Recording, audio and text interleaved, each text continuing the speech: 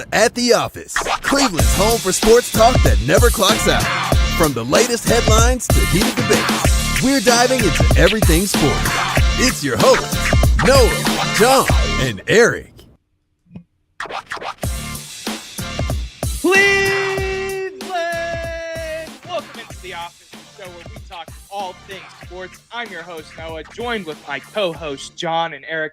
You can join us, too, at the office. Leave us a comment on YouTube, Facebook, X, text, or call the show, 216-260-3433. That phone number is 216-260-3433.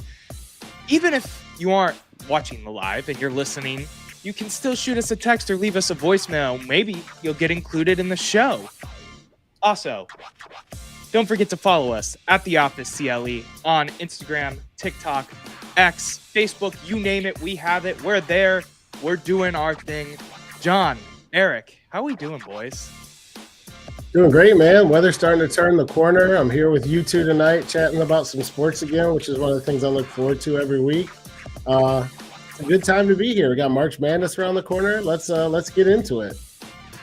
Erik, what about you, man? Yeah, I'll echo that. I'm getting excited for March Madness. My UConn men's aren't looking too hot, but the women can still get it done. So I'm looking forward to that. Noah, how are you doing? I'm good because I have a very, very special announcement that I have been excited. I've teased it on the show a couple times here and now, whether it be with us, with Matt, what have you. Ladies and gentlemen, I am proud to announce that for the first time in our show's history, the At the Office crew are going to hit the road, go northeast to Ashtabula for a live show, live and in person. You can come check us out at Martini's March 26th, 6:30 p.m. The address is 4338 Lake Road West, Ashtabula, Ohio. Gentlemen, we have a live show. How are we feeling about it? It's dope. It feels like a mini milestone on the path to whatever this is going to end up. I wouldn't say greatness, but I think it's pretty great. What about you, E? I feel you, though, John. Yeah, it's going to be fun getting out with some of the people and fans. I know that some people have already kind of said they're going to be there. It'll be a lot of fun, and it's going to be the first of many kind of live events that we have on tap. Yeah, I'm excited as well. Shout out Martini, shout out Ashtabula, my hometown. I'm really excited to get out there, talk some sports. Hopefully there's some more good, more fun news going on at that point and not some of the other stuff that John will lead us into. But John, why don't you take it away? Give us our go. Yeah, for sure. So there's a lot going on since the last time we talked. We talked about college basketball heating up. We got hockey. We got pro basketball. Cavs are going crazy. But latest and greatest here on the shores of Lake Erie. Not the latest breaking news, but Myles Garrett signed a gargantuan deal, making him the highest paid player in NFL history outside of the quarterback position. Since we last talked, when the focus was, what are we going to do about Myles? He did Radio Row at the Super Bowl. He's leaving. So is Nick Chubb. Things have changed. So 30-second takes tonight. What do you think about Myles Garrett? What do you think about the deal? How do you feel about the team now? Erik, I introduced it. Noah's hosting. Why don't you get us started? Yeah, throw that timer up there. I'll be honest, I was a little excited that the deal got done. That's what my heart says. My head says that it was a stupid deal. We're overpaying for a guy that has not brought us any more wins. Remind you that he was on the 0-16 season. I hope that means that they're going to push towards greatness, that they're going to bring in guys and try to push for a playoff run and make something happen. But I'm just not super optimistic. So at the end of the day, it's just a giant waste of money. All right. I was going to go next, but Noah's going to disagree. So why don't we get right into that? Give yourself 30 seconds, Noah, and tell us why you disagree with Erik. Because he's the best player on the defensive end of football in the league right now. Calling him a waste of money is a disgrace as a fan of this team to call him that. I understand where you're coming from. You're talking about an 0-16 Myles Garrett. He was a rookie that year. Yes, he isn't a quarterback and doesn't make the game-changing plays that you understand that a quarterback does. But it's also Myles freaking Garrett, man. He deserves every penny of it, and I'm so glad he's back in the orange and brown, and we don't have to worry. Erik muted me. Oh, yeah. He got me in last week. I was ready. Hard disagree, man. I think it's good that we set the cameras up this way because Noah's on one extreme, Eric's on the other. I'm in the middle. Two things can be true at once, and they are tonight.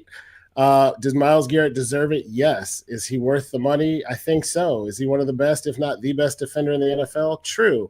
Has my win prediction for the Cleveland Browns next year changed because we have him instead of lost him? No. I think it's the same. I think you pay defensive players like Myles so that when you're in the AFC Championship, you got to get Patrick Mahomes on 3rd and 8. He comes off the edge and gets him.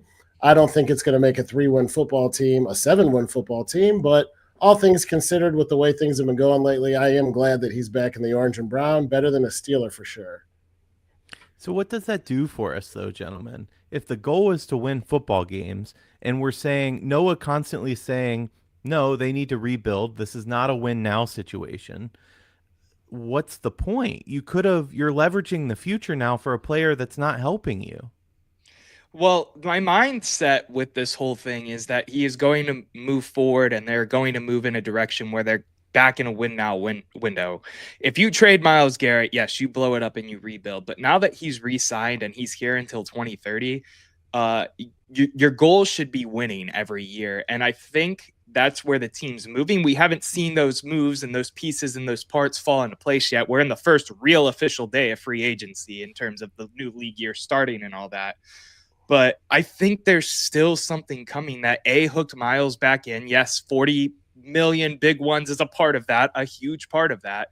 But there's no way a guy goes and trashes a franchise, goes and says all that he has said about wanting to win now, and there isn't some sort of plan or some sort of contingency thought process, at least, for this team to move in a direction to win, whether that be a veteran quarterback that we aren't really thinking about right now, or they sold him on a dream of Shador or Cam Ward. I don't know what it is. I think they sold him a dump truck full of money. You know, let's say that in my current job that I'm dissatisfied and I want to leave. I'm not saying that's the case, but let's pretend that's the case. And if my boss tomorrow said, hey, we're going to double your salary, I'm going to turn right around and be like, I love it there. This is great. This is the most fantastic thing of all time. To say that it's not about the money, I think, is just naive. We don't know why Garrett changed his mind, but I don't think front office management saying, you know, Shador Sanders is going to lead you to the promised land. We all know, every single one of us knows, Myles Garrett is not going to win a Super Bowl with the Cleveland Browns. But Mark that in stone.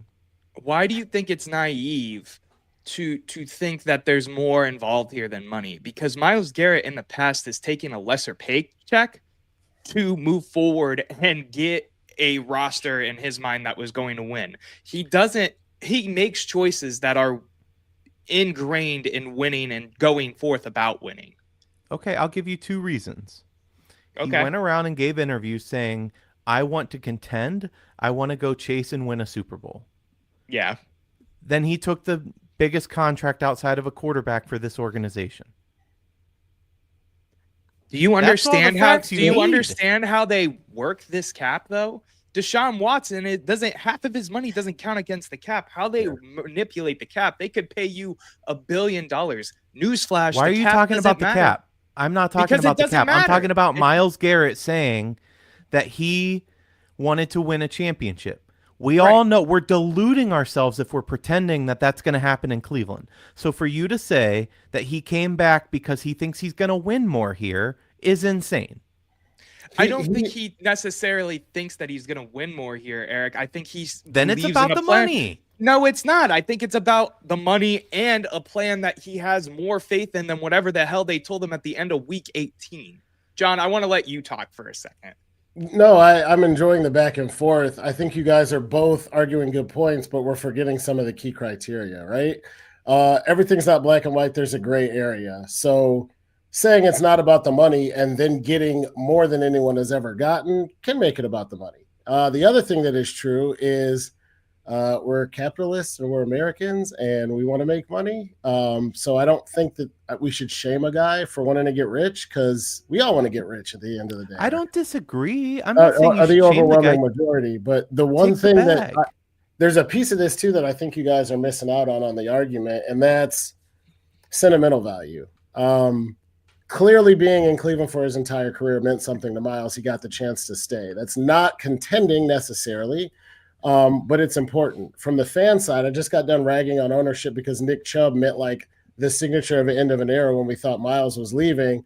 Having one of the fan favorites who's also an all-pro and a first ballot Hall of Famer choose to stay here, even if it was for a boatload of cash, I think is also a big deal.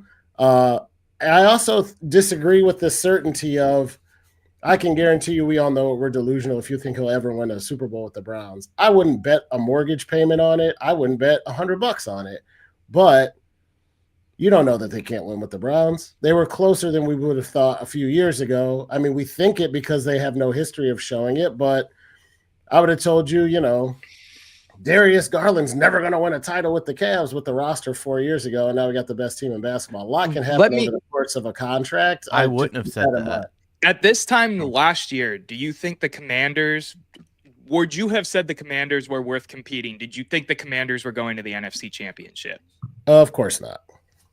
The answer is no, and that we don't know what that answer is because whether we draft a quarterback at 2, 33, 97, wherever and it is, we don't know how close know. They were to a Super Bowl? As close as the Cleveland Browns were, which is not at all. We're talking 1 year, Eric. You're I get looking that. at it too micro. No, I'm not. I'm looking at an organization that has been dysfunctional top to bottom since I've been alive. That's not complete. Yes, it's completely true. But that is accurate. Not this front office. This front office has made the playoffs. This front office has done good things. This front office has traded for Deshaun Watson. You're both right, though, because you know who else has had a dysfunctional franchise since you've been alive? Washington.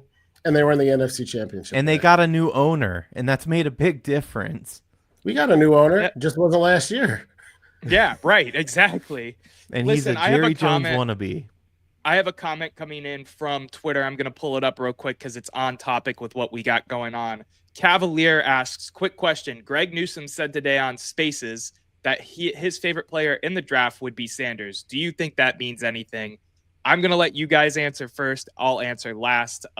Eric, I think opened us up. John, go for it, man. Yeah, I don't think it means a lot, but it means something. It's a vote of confidence from somebody on the team who might want to see the guy. Listen, Shedeur Sanders is getting buried nationally for not being a top-tier talent in it. Like he can control the year he was born or who he comes out against. He's the best or second best quarterback prospect in this draft. He will get drafted as such, and anybody who gets him will have a legitimate shot. You want me to give you the list of where like Pat Mahomes and Lamar Jackson were drafted, how everybody said they weren't going to be good and then they were good. Russ Wilson, there's a lot of really good quarterbacks that everybody on draft day said, oh, he grades out as a third rounder. They don't know shit. Tom Neither Brady. do we. If they draft Shedeur, I'm going to be rooting for Shedeur. Brock Purdy. I think he can play, but no, I don't put too much stock in it because he doesn't get a vote on who we draft. But that said, if we take him, that's one guy who might be in his corner. Eric, what do you think, man? I mean, I think exactly the same that John just said. No, it doesn't mean anything. The one point that I'll slightly disagree on is whoever gets him will be balling. The simple fact is we just don't know. I'm not a Shedeur hater, but drafting is like throwing darts at a board when you're not a dart player. It's luck. We have no idea. There are tools that we use to measure, and then you have guys like Tom Brady that go in the 12th round and barely get drafted and is the greatest of all time. So I don't think we have any measure of what he can or will do more than what we've seen in college, and we know that that's not a true measure of anything. Yeah, I'm going to double down on the fact that I don't think it matters, and my reasoning's different than the both of yours. I don't think it matters because I don't think Greg Newsome's going to be a Brown in 2025. His cap savings for a deal makes way too much sense for them not to package him in there. He's good enough that someone will want him as a second or third corner, but he is not good enough for us to justify keeping that cap when we have Martin Emerson and Denzel Ward. Yes, there's some injury history there, But just with how they've gone about roster construction in this free agency offseason period, which I know we're going to get into here in a second, I don't think he's going to be on the roster, whether it be in a rumored Brandon Ayuk trade, which again we'll get into, or some other dwindling pick trade, basically. It's funny that you said our secondary has some injury history. That's like saying it's an understatement of the century. It's like, yeah, Diddy's got some baby oil history. Like, yeah, it's accurate, but it's deeper than you that. went there with Diddy. That's crazy. A lot of injuries in the Browns secondary. So, with that being said, gentlemen, I'd like to push us forward in the show.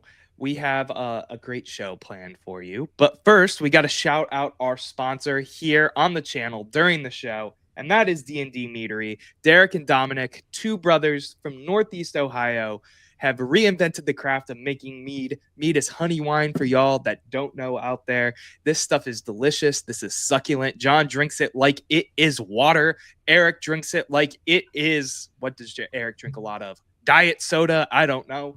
It is some good stuff. If you use code at the office CLE at the office CLE, you get 5% off your order. You can do it online, ddmeadery.org. If you buy 2 bottles, yes, 2 bottles, you get this beautiful D&D Meadery shot glass to pour your mead into to shoot it straight, even though you can sip it like a glass of wine. Gentlemen, what do you guys have to say about D&D Meadery? I have it on a ice sphere in my At the Office mug right now. It's a perfect Wednesday night pick-me-up. No hangover, Fantastic. No bad feelings, just a smooth sipping, smooth drinking, excellent concoction from our friends out of D&D. Erik, how you feeling about it? I love it. I'm going to remind Noah now to mark the 21 plus when we upload this to YouTube later, thanks to John taking some sips. But no, it's fantastic. I don't blame him at all for putting that in his cup right now because it's good stuff. You should definitely buy it and use that very long code that will get you 5% off. Gentlemen, this has been a pleasure. Shout out Derek, shout out Dominic, shout out D&D Meadery for helping us with everything we do here at the office.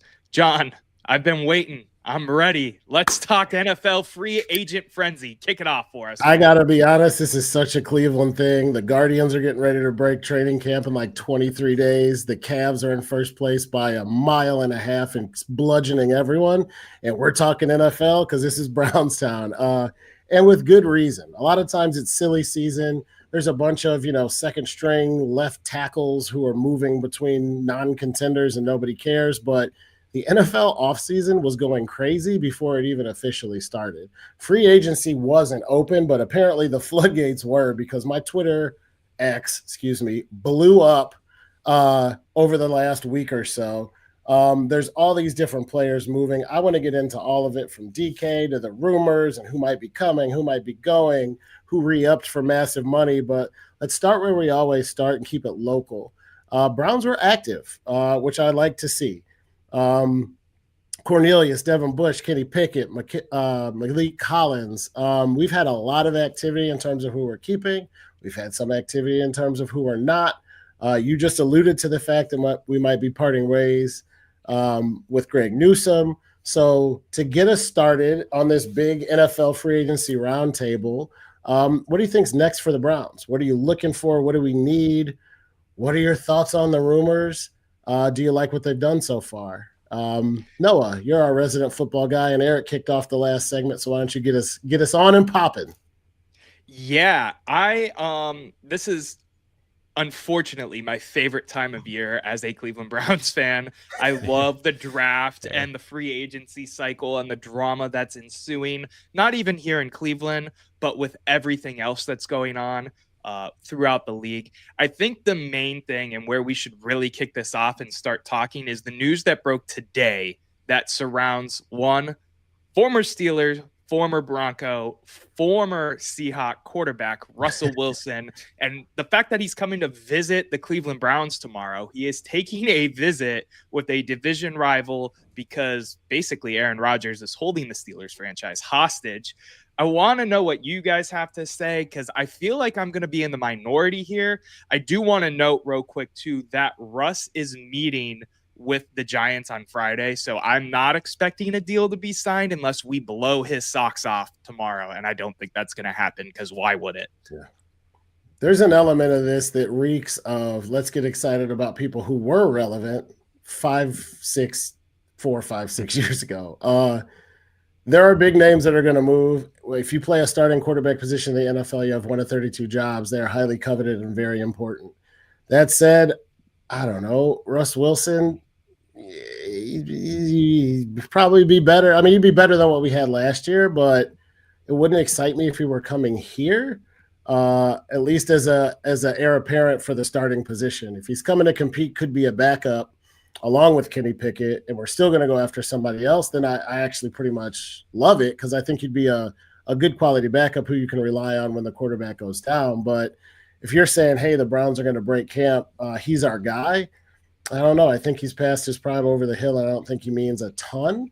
That said, the whole Aaron Rodgers nonsense in Pittsburgh is something we don't see out of that franchise very often. The Steelers usually, if 31 teams are losing their head, the Pittsburgh Steelers are like that lamppost in the hurricane where everything's blowing all over the place and they're just solid. To see them allow the prospect of picking up a 41-year-old Aaron Rodgers do this to their franchise is somewhat surprising. Yeah, I mean, that's the most exciting part about Russ going both to us and the Giants is that the possibility that the Steelers couldn't re-sign him. They let Justin Fields walk, and now they're going to let Russ walk. And as you said, it's all because Aaron Rodgers is holding their feet to the fire where he could sign somewhere else, and I hope he does. It's lovely to see a franchise that has, like John has said, been that stalwart. It's lovely to see them collapse a little bit.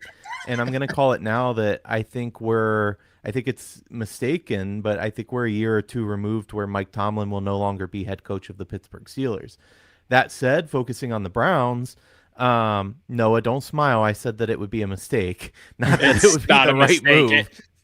There's a point in time where two parties grow apart, and I've been calling it for about, a year and a half? How long have I known you guys? 2 years, damn near? But anyway, we don't need to get back into that one. Go watch that video if you haven't already. That is a fun one back in the time machine. OG at the office. No, here's how I feel about Russ Wilson. I think you're absolutely right, John. I think he's a little past his prime.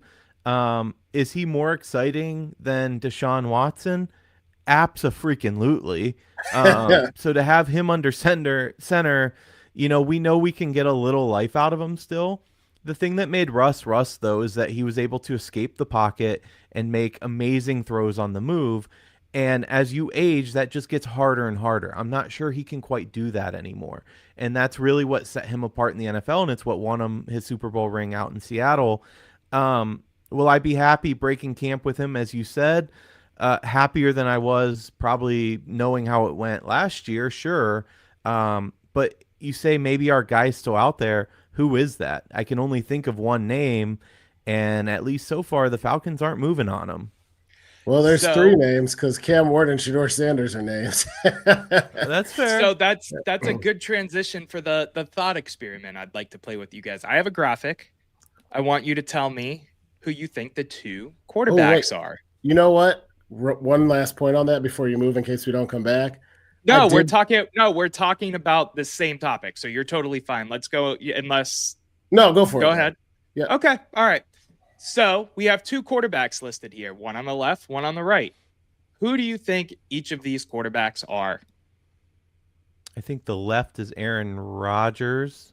The two things that stick out to me, I think his percentage was around that, and also he took a shit ton of sacks, which that graphic indicates.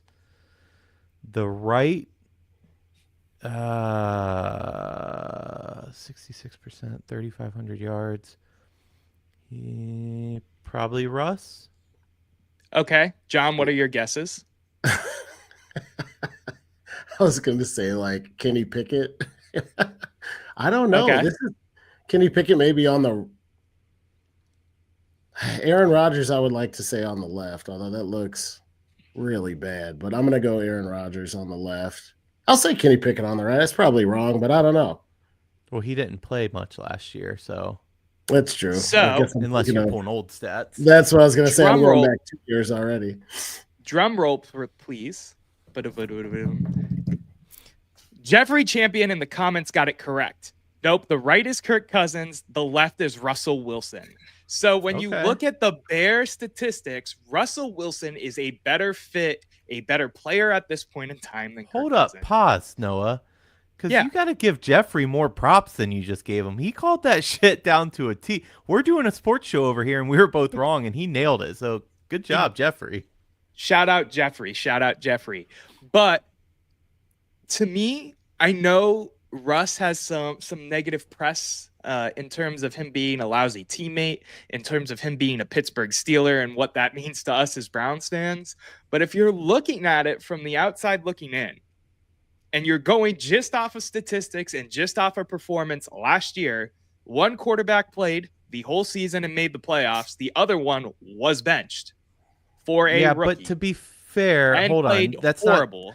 Go ahead. That's not really the tale of the tape because Kirk Cousins put up some insane numbers through like 6 games, and then according to him, he got hurt. He trailed off. Also, that tells me that his offensive line was shit as well. So yes, that those stats matter, but if you want to talk offensive line, Russell Wilson sacked 33 times in well, I guess it was less games.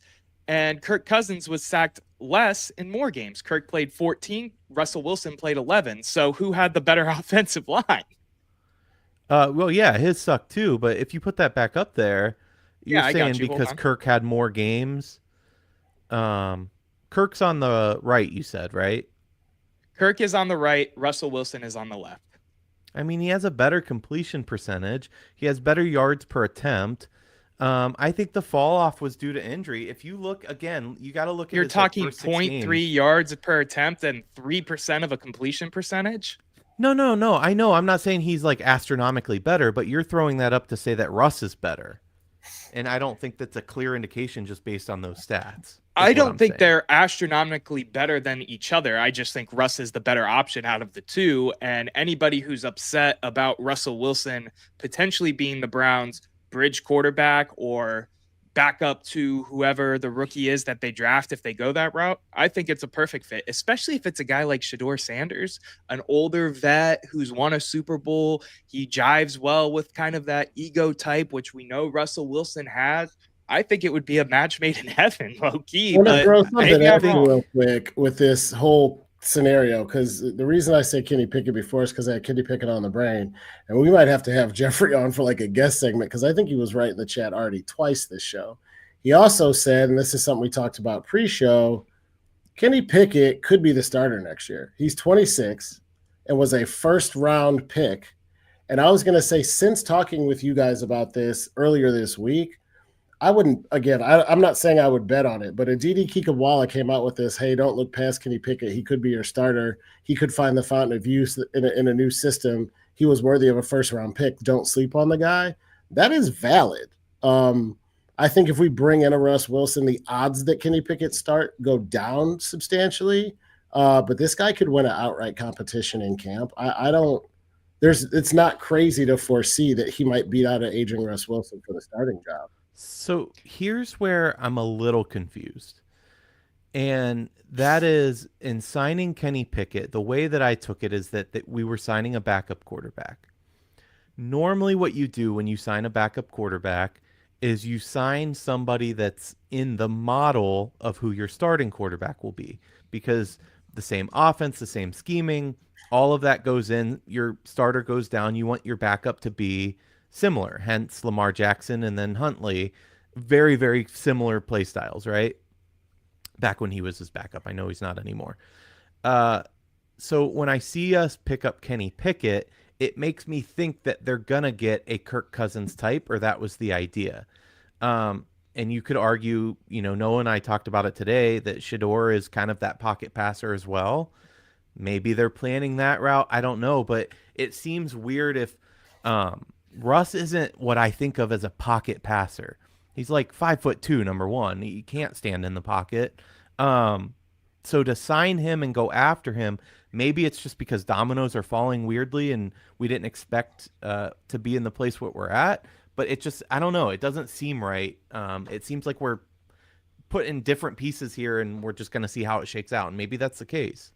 Mhm. I still think there's an overarching plan, and that's what made Myles Garrett want to come back, whether that's a combination of a young vet. I don't know what else to call Kenny Pickett, a younger player that has had some experience and some past pedigree.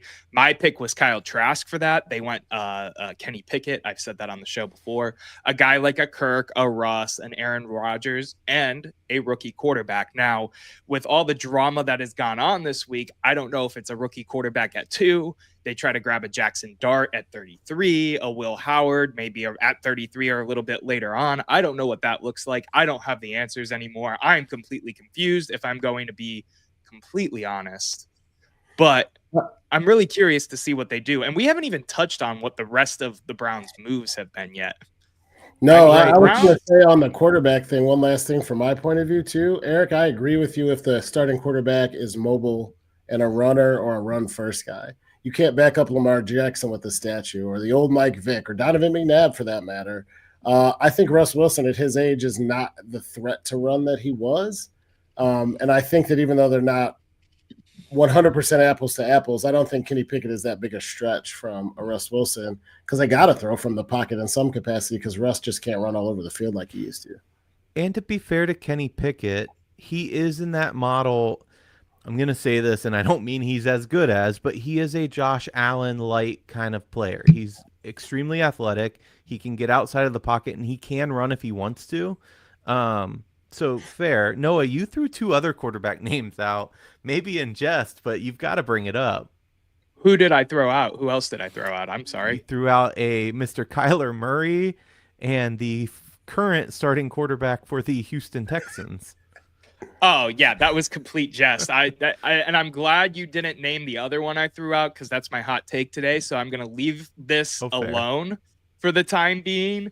But for those who want to know and want to pick up on what we're talking about, obviously we have a group chat. We talk sports news 24/7 with each other, prep each other up for the show. And I wake up with these epiphanies of the Browns just adding some stellar quarterback. And I don't know how they're going to do it, but they're going to do it. And those were 2 names that came to me. Whether that may have been during a bar crawl or not, we'll talk about that maybe on an after show sometime. But yes, there is a rumor though that Kyler Murray to Pittsburgh. I think they're drumming up that rumor, but it is out there. I haven't seen that actually. That is interesting. That is really interesting. Cavalier 0101. How do you guys feel about the addition of Collins at DT? Is he a better replacement? That's the guy that they signed today for $20 million. That is one. Give me 1 second. Malik Collins, 2 years, $20 million deal, defensive tackle. Very similar type of player to Dalvin Tomlinson, who we cut for cap reasons. Saved somewhere between $6.7 million and $14.5 million, depending on cuts and how dead cap works. We don't know what that exact number is yet for the Dalvin Tomlinson cut.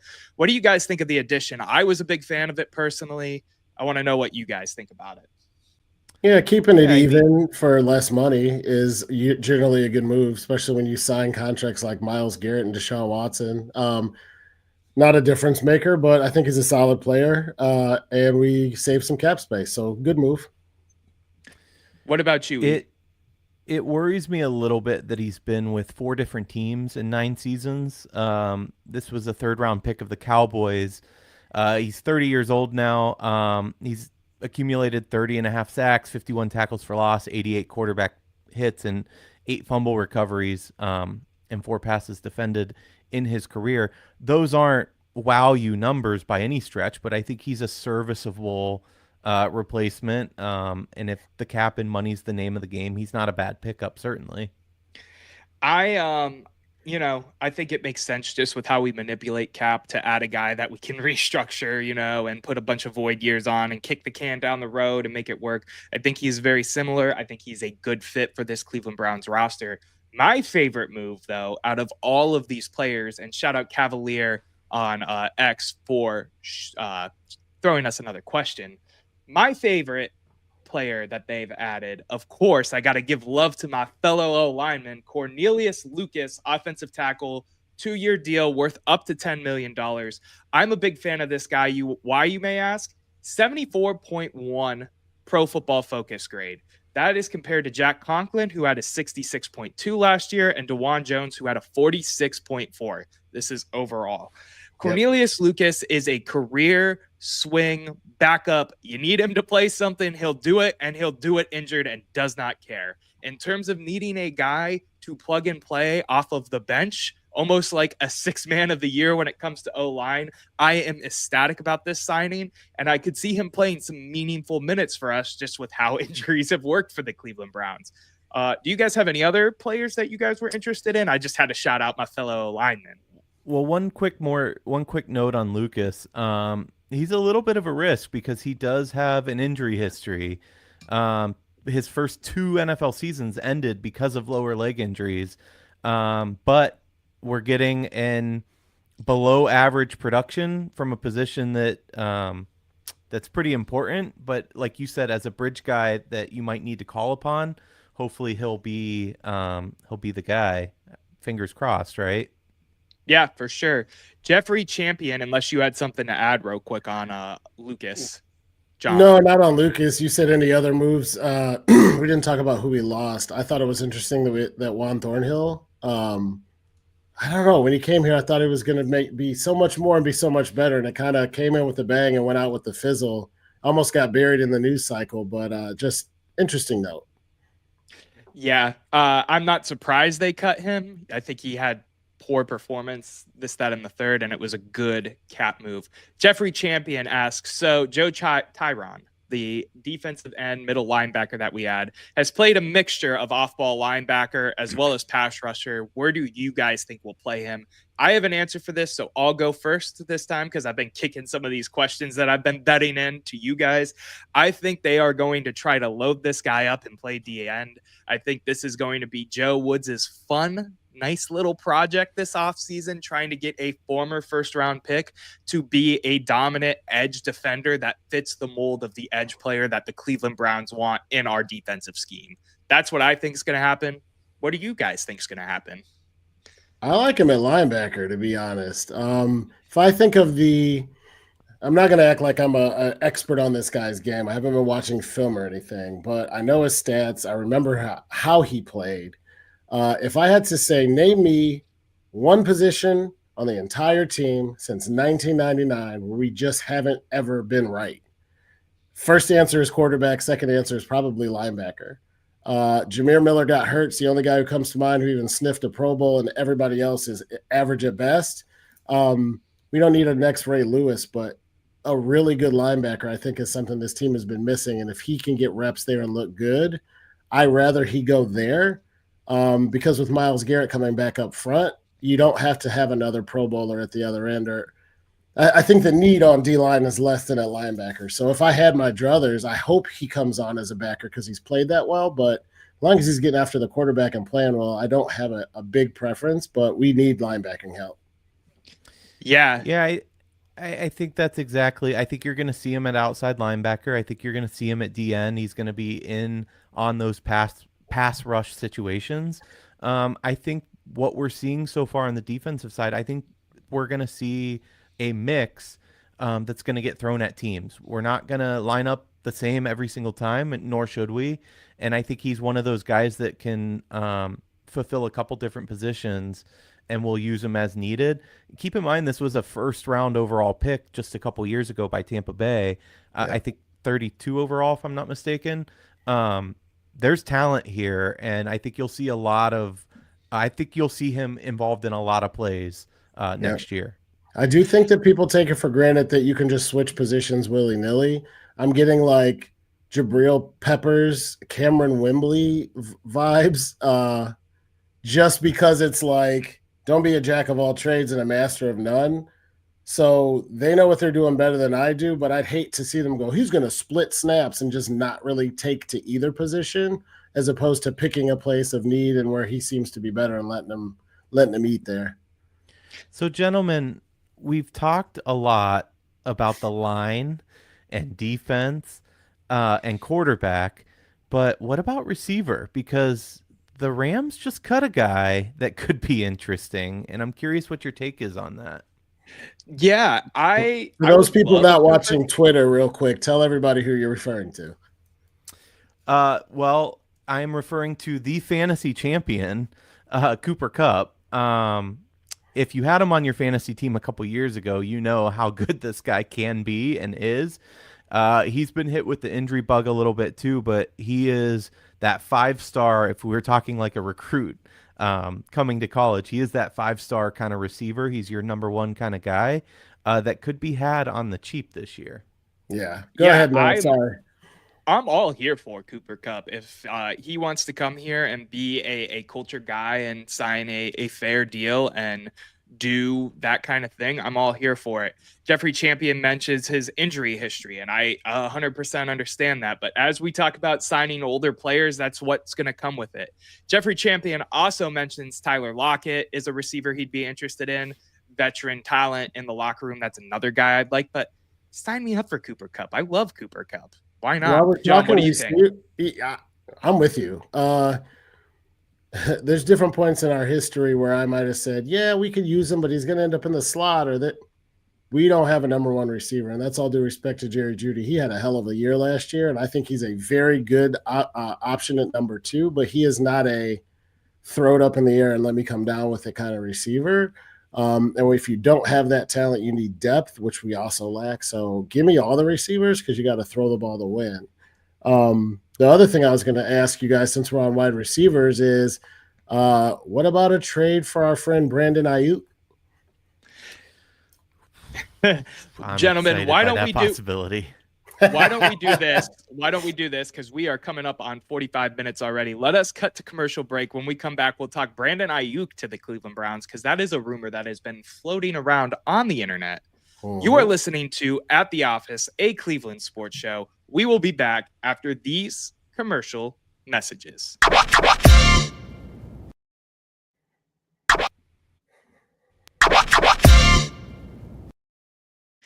And we are back at the office talking all things Cleveland sports. Please subscribe or hit the download button if you're listening to the audio only version of the show. If you're not subscribed to us on YouTube, it helps us grow the brand here of At the Office a ton. Go check us out. At the Office, a Cleveland sports show, comes right up as soon as you type that in on YouTube. Gentlemen, we have a merch shop at theofficecle.com. You can get yourself a beautiful t-shirt like the one I'm wearing. You can get yourself a mug. You can get yourself a sticker here. We have it all over there on the website. Make sure you check it out. Lastly, shout out Fans First Sports Network for everything they do in supporting us here at the office. Gentlemen, Brandon Ayuk, John, you opened the floor for it. I'm going to let you kick us back off into that topic and let us run wild with it.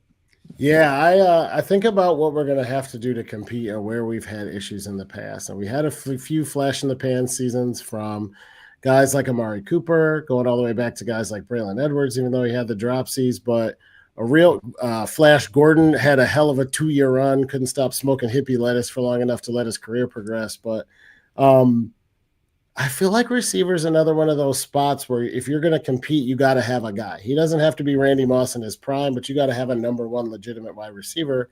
I think he could be that. So if the price isn't too high, the Niners look ready to wheel and deal. I don't think they don't want to compete, but I think they're going NFC Championship and out every year for that run. If Christian McCaffrey stays healthy, isn't enough anymore. We're either all in or all out. They're looking to move. If the Browns can make it happen, I'd love to see this guy here. You imagine him, Cooper Kupp, and then keeping Jerry Jeudy, what that does with Njoku at tight end for our passing game next year. I'm excited for that, even with like a Russ Wilson or a Kirk Cousins or whoever it ends up being at quarterback. Shout out my guy Shador, man. I'm with you, John. I know Eric's going to juxtapose us. That's why I'm hopping in here real quick. You are? Yeah, what? You do? I love Ayuk, but go on. You do love Ayuk? You said you don't know how you feel about it. You're in on Ayuk too? 100%. I don't know. It depends on what we'd have to give up, but yeah, I think he's a fantastic player. I'll let you go. My bad. I secede. That is my fault. There you Go go. ahead. Yeah, let our man No, E go. you're And shout out to Noah for using juxtapose. When I met you still had diaper rash. Now you got a thesaurus under your desk. oh man. That's what That was happens when you hang out with Eric Williams outside of work. There I go. I'm back at it. Yeah, I'm all the way in on Brandon Ayuk.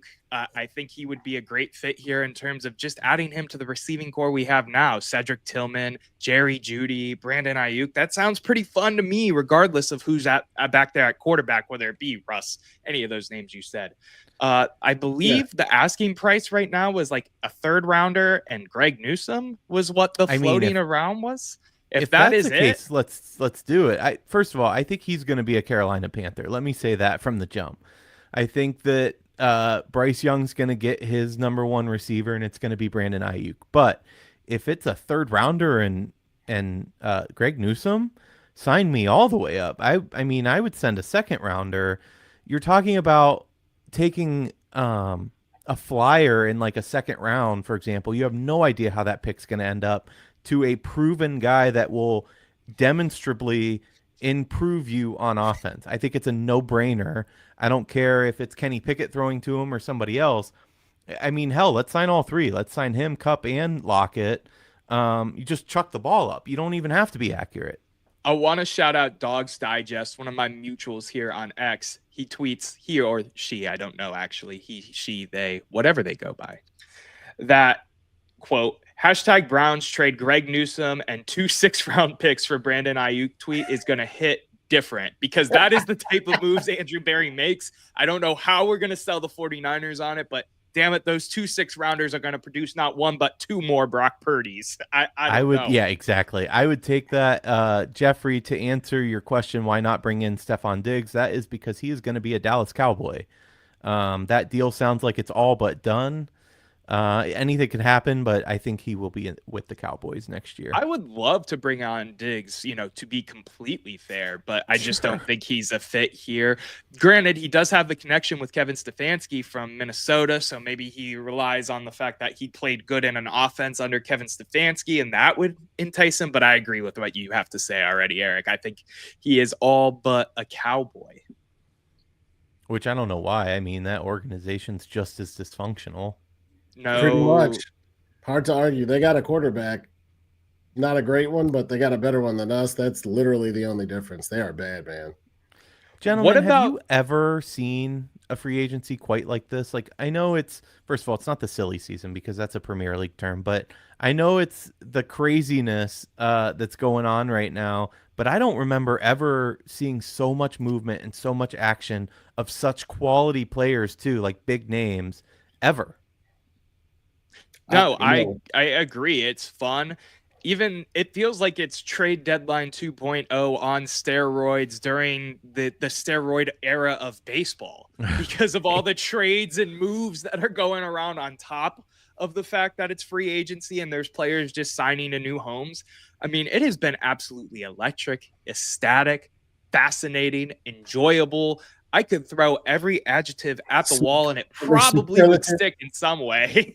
Yeah. Well, it's been fun unless you're a Seahawks fan. What are they doing?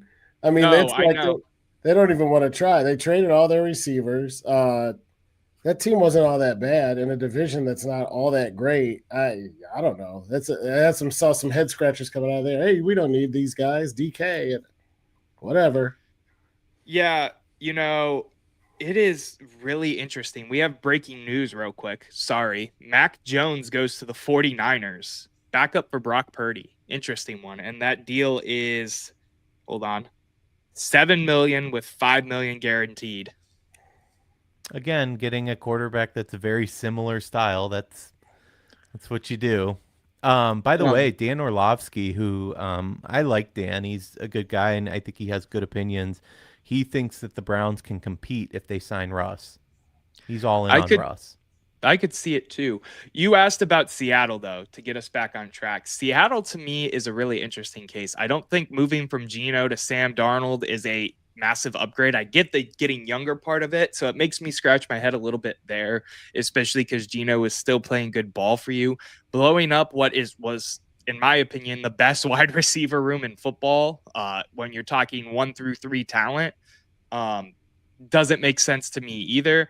They've had some good signings in terms of adding to the defense and adding, majority defense aside from Sam Darnold, really. But 3 years, $100.5 million for Sam Darnold. You still can't sell me on that off of 1 year, man. You just can't. He looked horrible for so long. He gets in one system that fits him, and to pay him that much money and just expect it to be the same, it's too risky for me. I would have liked him on the Browns if he was coming for like $10 million a year. 33. Sam Darnold is, the Seahawks are saving money signing him. So, yes, it sounds like a ridiculous contract, but they got the cheaper quarterback in the end. I'm curious what the trade of Geno Smith is going to mean in terms of the Raiders and quarterbacks, because, it came out that they want to commit to him long term and sign a contract. But does that mean they're going to draft a guy or attempt to draft a guy this year or next to sit behind him and learn? It's really interesting. That's a really good question. Go ahead, E. It makes me wonder, too. Tom Brady's part owner of the Raiders. Is he making or influencing any of these decisions? I don't know the answer to that, but it's an interesting thing to question. I wish he would give his take because I'd be fascinated to hear it. Yeah, I was going to say with Tom Brady, you literally took almost every word out of my mouth. I was going to say with a guy like Tom Brady as part of the front office, quarterback should be the one position where they might know a little bit more than they're letting on, but it's also the Raiders. I can't throw bricks in a glass house as a Browns fan because we suck at everything too for the most part, but the Raiders are right there with us, and if it can go wrong, it will go wrong kind of franchise. And by the way, just going back to the Seahawks real quick, keep in mind that they're in a league with the 49ers, the Cardinals, the Rams. There's a lot of movement in that whole I said league, I meant division. Yeah. There's a lot of movement in that whole division. We've been talking 49ers quite a bit too. It'll be really interesting how that shakes out by the end of the year. Jeffrey Champion talks about Malik Willis, Joe Milton, a lot of Browns fans saying bring them in, to be our potential starter. Jeffrey, you should definitely go check out. I just wrote an article on Joe Milton and this exact topic. We talk about that in length over there, so go check it out. It's on Fans First Sports. Got to give myself the shameless plug there. I mentioned Kyle Trask earlier in the show as a potential backup option for the Cleveland Browns. He signs back to the Bucs for 1 year, $2.78 million. Interesting to see how his career goes, continuing to stay behind Baker Mayfield there. One thing I wanted to ask you guys, though, was the AFC North, the division we're in. What do you think of some of the moves that are going on there? Because there's been some decent sized moves going on. DK is a Steeler, DeAndre Hopkins and the Ravens. I want to open the floor for that one.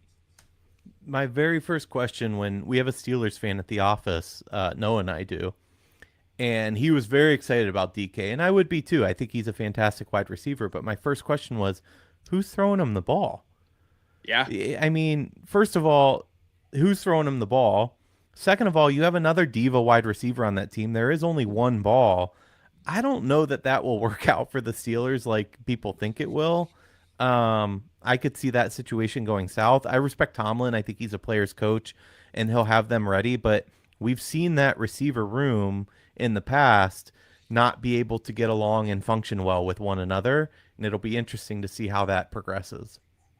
Yeah, and looking at another team in our division, it's the tale of the haves and the have-nots. Feels weird as a Cleveland fan to say, well, the one thing we don't have to worry about is money, because it seems like Jimmy and Dio back up a Brinks truck in anybody's driveway if they ask nice and go on Radio Row at the Super Bowl. But the Cincinnati Bengals got to be sitting there thinking, not only aren't we really active in terms of free agency, getting pieces in. I mean, these guys competed for a Super Bowl in the last few years.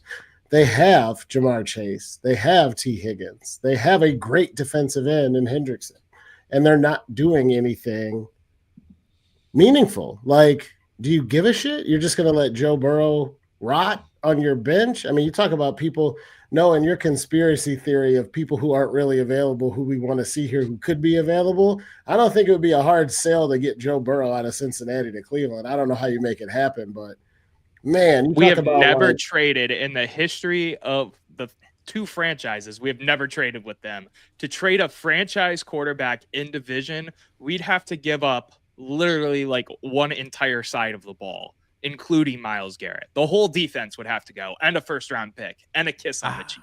I might give that for Joe Burrow. I mean, to get a franchise quarterback, I'm with E. he signed through what, 2032 with them? Yeah. I mean, who on the defense other than Myles Garrett are you married to? Denzel Ward, Maybe. JOK if he plays again. For Joe Burrow? For Joe Burrow? That's I'll fair. sign the replacements totally to get fair. Joe I'm Burrow. just playing devil's advocate here for a second. If they said trade your whole, totally if they fair. said give us your whole defense and a first-round pick, and we'll give you Joe Burrow, I think I pull the trigger. I think I would do it. Joe Burrow is top 5, So good. maybe top 3. Where did he land on our list that we just did? Well, he got MVP fantastic.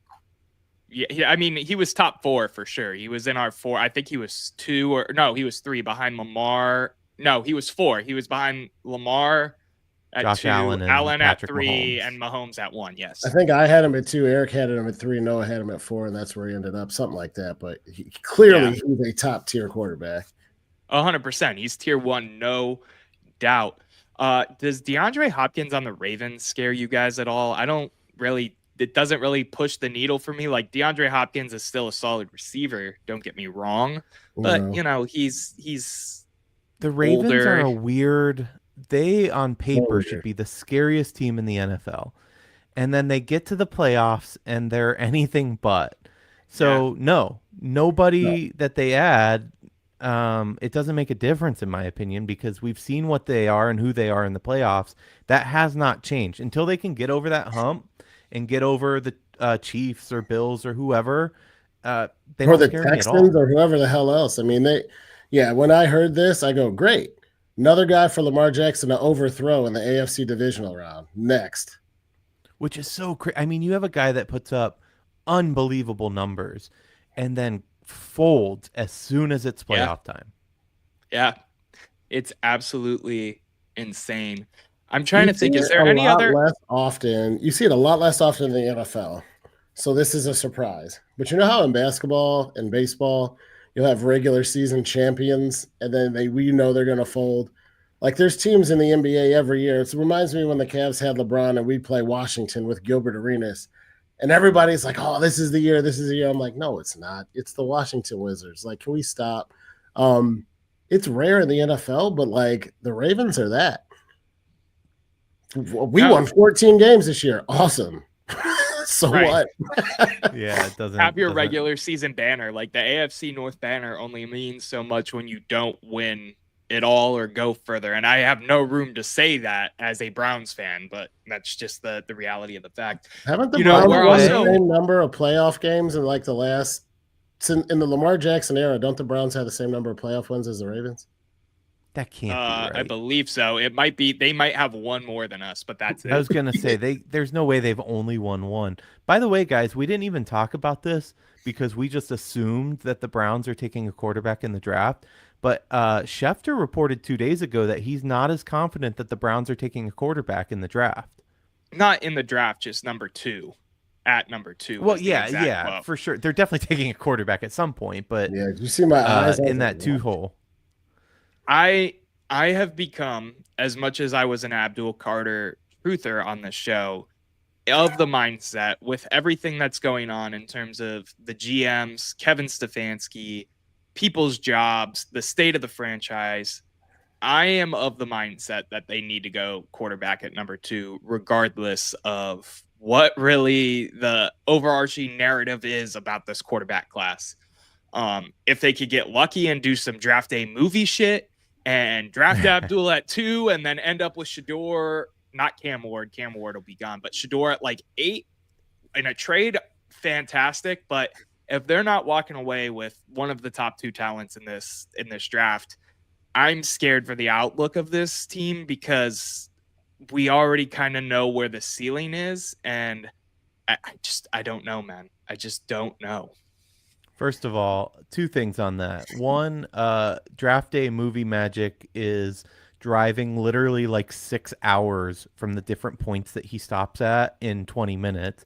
100%. But 2, You keep saying you're a truther. We haven't seen Abdul Carter play an NFL down yet. There is no truth to your take yet, just for the record.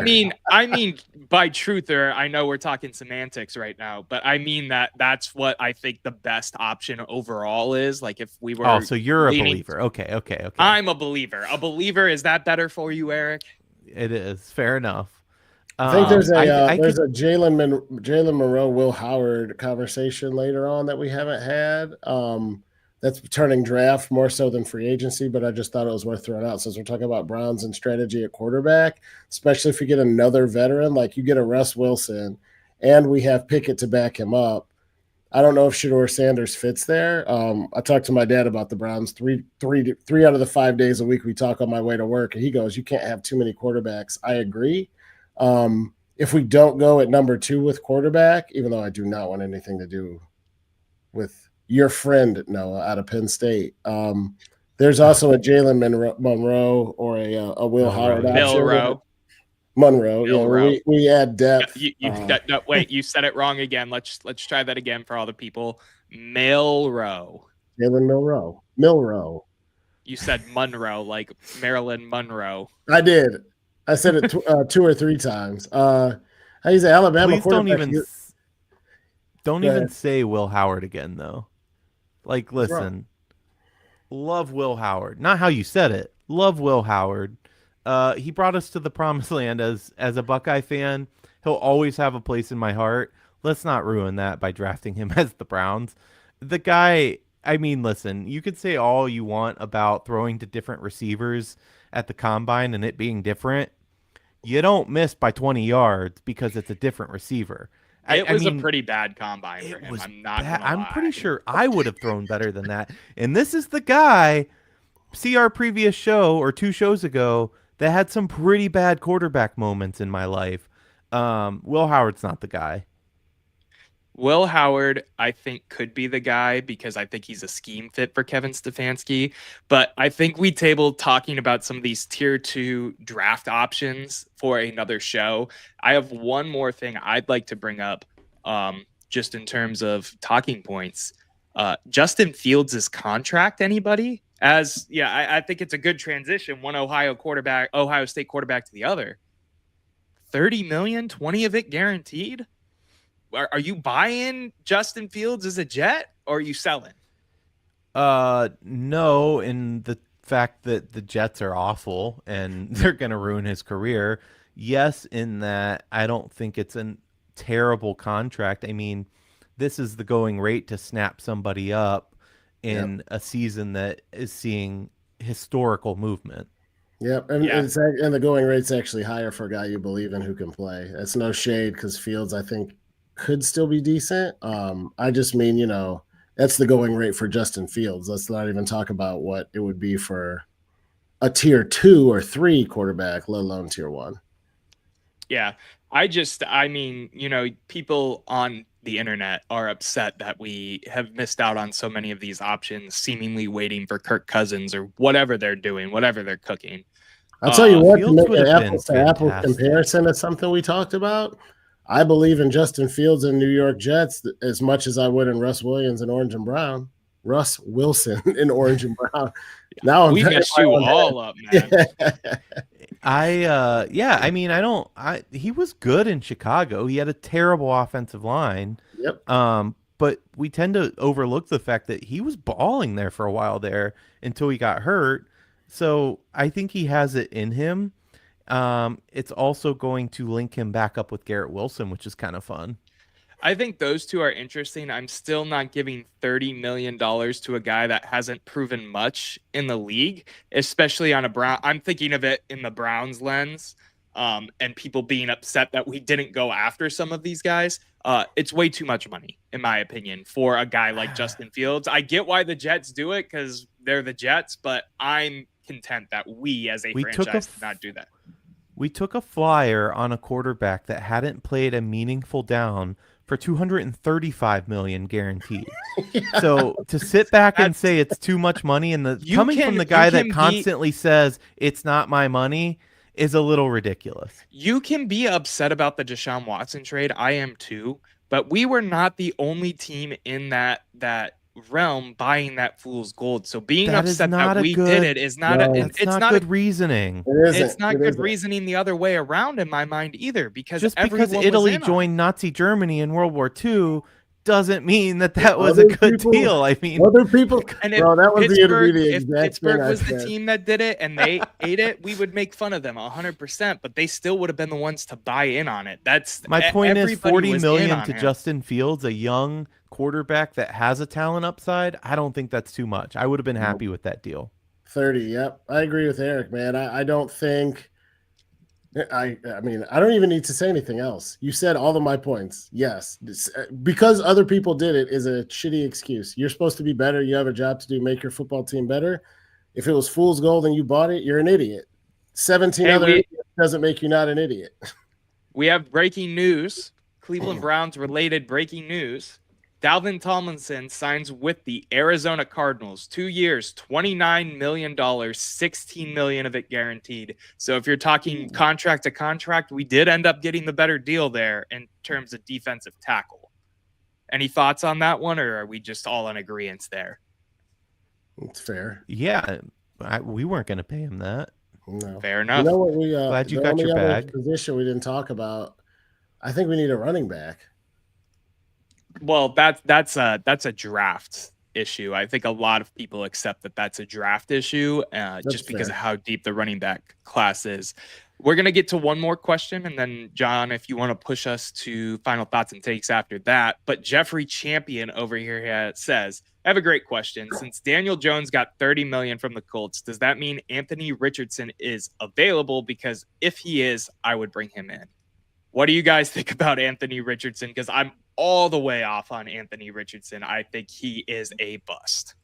I think the two of them are competing. I don't think either one is named the starter next year. No, I think it's a competition for sure. Beat Daniel Jones, you could have your job. Don't, you're a bust, and we're moving on 100%. And but this would is, you guys, by the way, real quick, this is exactly why I'm not completely sold yet on the Commanders either, because one season does not make a quarterback or a team, as we've seen with Indy, because Richardson at one point was absolutely lighting it up like nobody had seen. And now not look like where we're at. not like Jalen Daniels though. Jaden Not Daniels at the is same, but he was it's still a on whole, fire. we're talking historical versus a good rookie year. That's two different Historical levels when in it comes to rushing, let's be fair, but okay. historical in terms of a rookie quarterback making it to the championship game. Yeah, that the is a Colts- historical moment that you got to watch last year that you're taking for granted right now. That was my exact point. We did not have a Colts to the AFC Championship moment out of him. So in my mind, that's very different. He did light it up for a minute. I wouldn't even say it was a whole season. He played well. I get the point. But if you aren't all in on the Commanders, they're in on them because they're making moves too.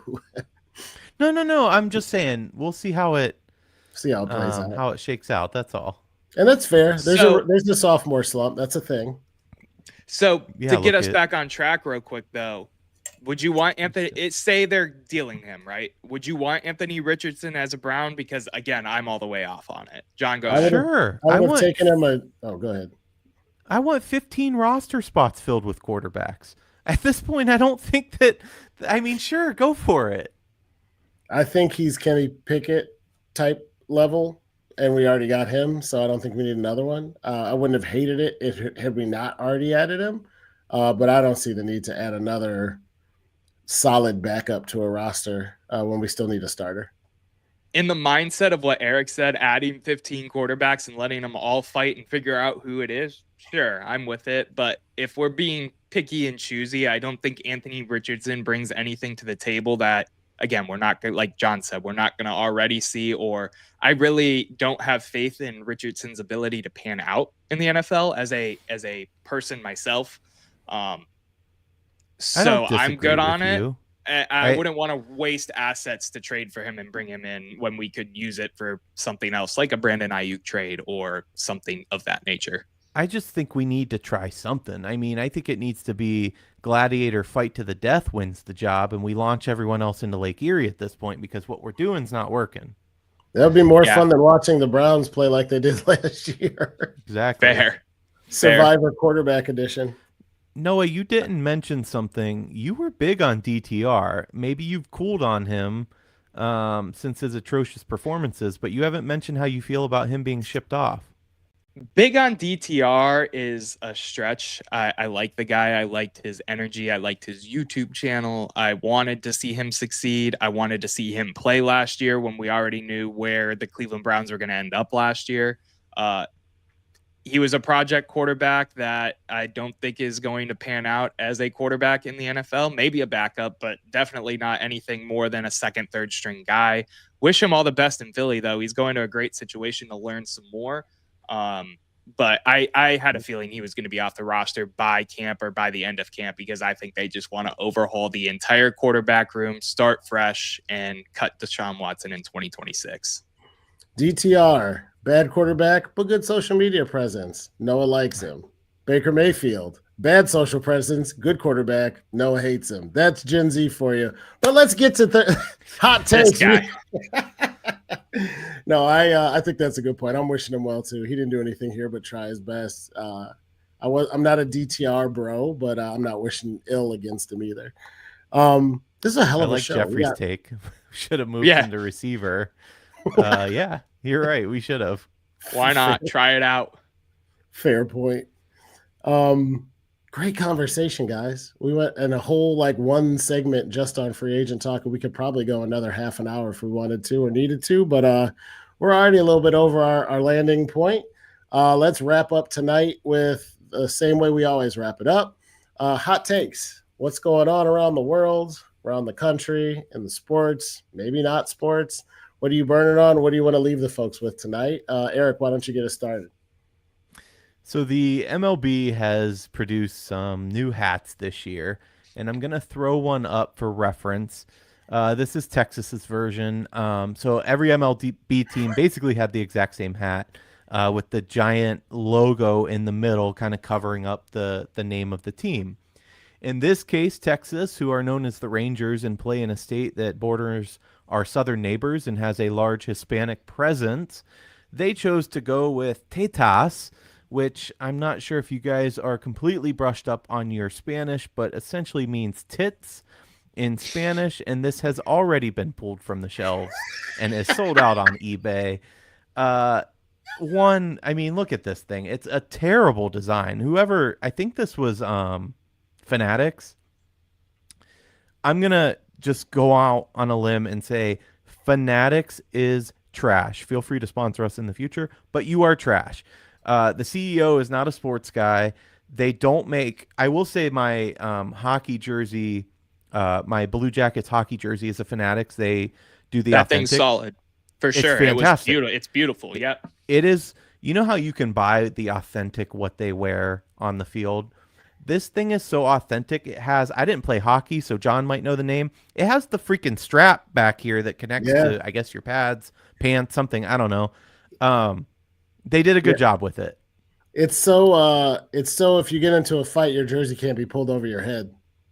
Wait, really? That's what that strap's for? The loop on the back of the jersey? Yeah, it's like a... Yeah, most of the pros don't use them and don't snap it in, but if you get in a Donnybrook or a brouhaha, you don't want your sweater getting pulled over your lid. A good old-fashioned Donnybrook, huh? Best Canadian I think you've ever done. Anyway, Fanatics is making trash apparel with some exceptions, and this is just another example. It's uninspired. The design's terrible, and although I probably would have bought it because it says tits, it is now unavailable. So I'm not sure what they're going to replace it with. Maybe a Rangers logo in the middle, but yet another fail.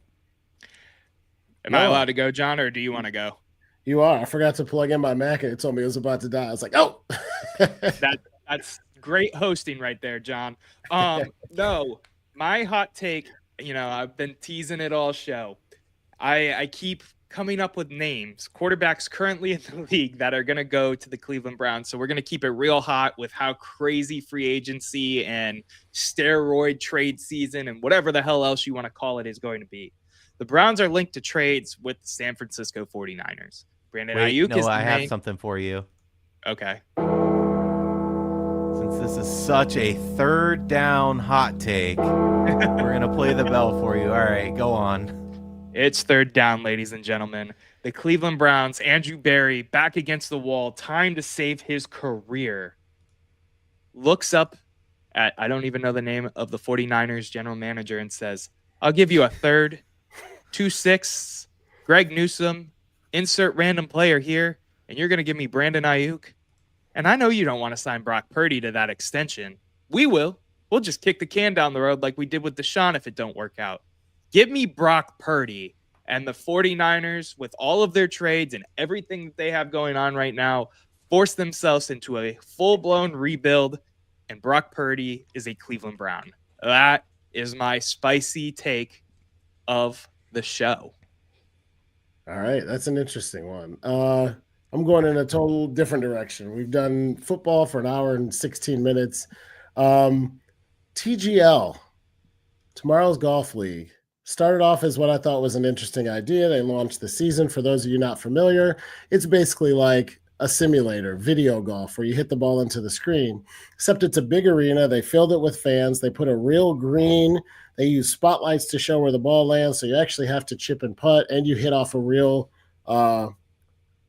placards of grass or little patches of grass. So it was trying to turn the simulation game into something more realistic. Also, all your favorite PGA golfers were on teams instead of competing as individuals, and they said it was going to broaden the audience for the game. I don't know if I did that. I don't know if it made people who wouldn't normally watch golf watch, but I know for me, being a golf fan, it was kind of cool. I don't think it's a game changer. It's not must-see TV, but seeing Tiger Woods in his natural element goofing off with the guys, seeing the pace of play where you don't have to walk after your ball after a 350-yard tee shot, and seeing some team competitiveness instead of individual, I thought was unique. So tip of the hat and a job well done to them on that. Playoffs, I think, are this week. Again, not must-see TV, but if there's nothing else on a Saturday night or a Wednesday night for that matter, I definitely was throwing it on. I thought it was pretty cool. So good job. Looking forward to watching more of it before the season's over. Leave it to the old man to end us on golf of all sports. We're talking NFL free agency, and we end with the TGL? Tomorrow's Golf League, right? Yes, sir. Oh, I fell asleep as soon as he mentioned golf. Okay. Yeah, I was over here on X reading, making sure we didn't miss. Yeah. You get the 4 majors out of me when it comes to golf. I'm sure as hell not watching them hit it into a screen. This coming from a soccer fan, ladies and gentlemen. The 0-0 draw brought to you by Erik. You mean the biggest sport in the world? Hey, we're just American, baby. You just told Noah just because everybody else does it is a stupid reason. I agree with that for soccer. And I will second that. Gentlemen, it has been a fantastic time talking sports with you on a Wednesday night, as we often do. Quick reminder to all the audience, we kicked off the start of the show with this announcement. We'll end it. We are doing a live show at Martini's in Ashtabula, Ohio, March 26th, 6:30 p.m. 4338 Lake Road West. We're all excited. We're all jazzed to hang out, talk sports with you guys. Gentlemen, do you got anything else you got to say to people before we send this show home? I thought that I wouldn't miss being excited for the draft, that this was the most exciting part of a Browns fan season, and that's sad. But I did miss it. I'm excited. I can't wait. I had a dream about the NFL draft last night and how it played out. Erik knows the dream. John, I'll tell you when we get off the live air. John, you good? Anything you want to say to the people? No, I agree with Erik. I think that means deep in our soul we have a bit of a loser mentality, but the draft is fun, and that's what we know best if you're a Browns fan. Fair. Damn right. Everybody, it's been a great time. Thank you for hanging out with us on the live, dropping your questions, talking sports with us. Don't forget to hit the subscribe button on YouTube at The Office, CLE at The Office, a Cleveland sports show. Hit the download button if you're listening to the audio version of our show. Check us out on all socials at The Office CLE. We have Instagram, TikTok, X, Facebook, you name it, we do it. And instead of telling y'all to have a great night, day, whenever you're watching, whatever I normally say, I'm going to leave you with a parting image for our video viewers, because at the end of the day, Russell Wilson is just one of us. Have a great day. Everybody, enjoy your night.